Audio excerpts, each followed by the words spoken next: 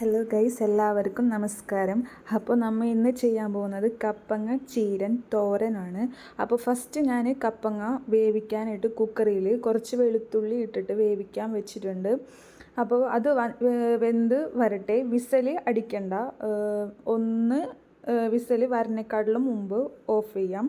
അപ്പോഴത്തേക്കും ഉമ്മച്ചിരെ ചീര അരിഞ്ഞുകൊണ്ടിരിക്കുന്നു. എന്താണ് ചെയ്യണ?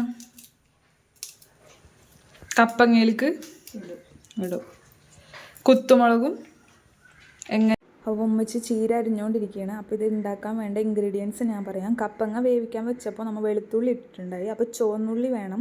ആ കുത്തുമുളകും കൂടി നമുക്ക് മിക്സഡ് ജാറിലിട്ട് നന്നായിട്ട് ഒന്ന് അടിച്ചെടുക്കാം. എന്തായി ഉമ്മച്ചി, വെന്തോ? കപ്പങ്ങ ഉണ്ട്. തുറന്നു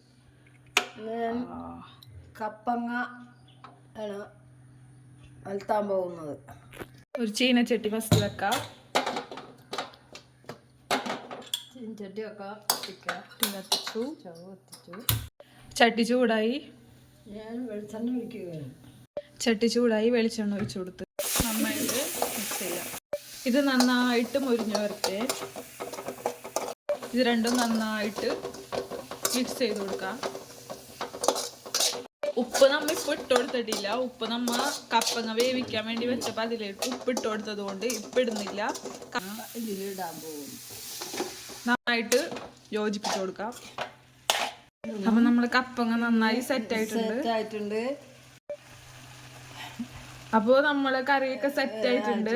അപ്പൊ വേറൊരു വീഡിയോയുമായി നമ്മ പിന്നെ വരും. അപ്പൊ ഉമ്മച്ചി പറ. ഞാൻ വേറൊരു കറിയായിട്ട് പിന്നീട് വരാം. അപ്പൊ എല്ലാവരും നമ്മളെ ചാനല് കാണുക, സപ്പോർട്ട് ചെയ്യണം. വീഡിയോ കണ്ട് എല്ലാവരും ലൈക്ക് ചെയ്യുക, ഷെയർ ചെയ്യുക, സബ്സ്ക്രൈബ് ചെയ്യുക. അപ്പൊ ഓക്കെ, ബൈ.